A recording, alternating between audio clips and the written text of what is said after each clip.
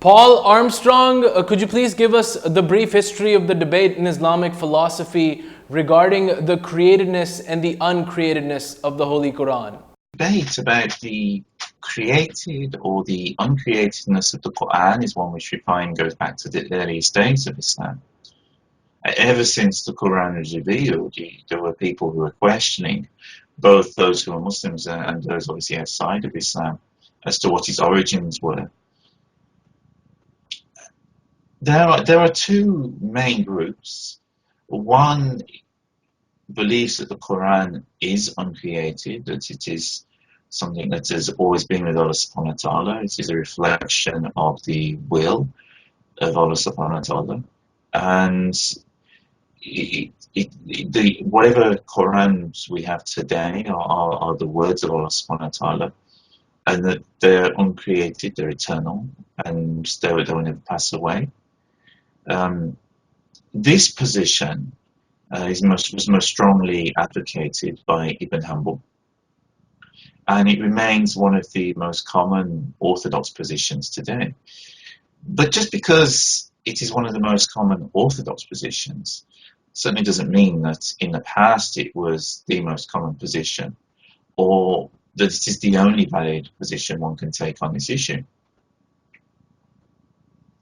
There's the concept put forward by Ibn Kulab that God's wording, in essence, is simple. It is there, but it had to undergo a process in order to become the Quran, because obviously Allah subhanahu wa ta'ala is spirit. As close as anything we can define in language is not physical. So in order for the Quran to come into the physical realm, that a process and some kind of change has taken place. But still, the Quran is uncreated. You have the position advocated by the Mu'tazila that the Quran is on a preserved tablet, that the original Quran in the heavens is eternal.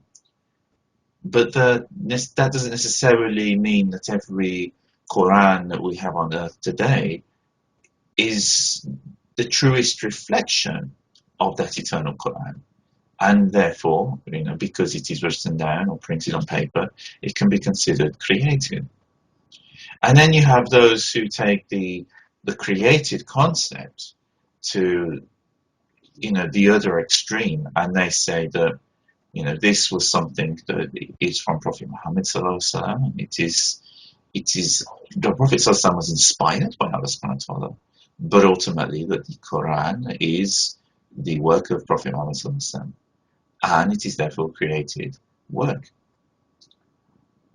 And in the past, Muslims, especially scholars, did used to discuss these things quite fluidly and respected each other's positions.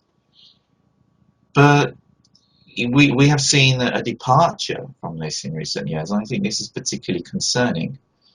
And we certainly do need to be much more open to the fact that there are different positions, and they have their own validities, and we should all, if we have the time, assess them for ourselves.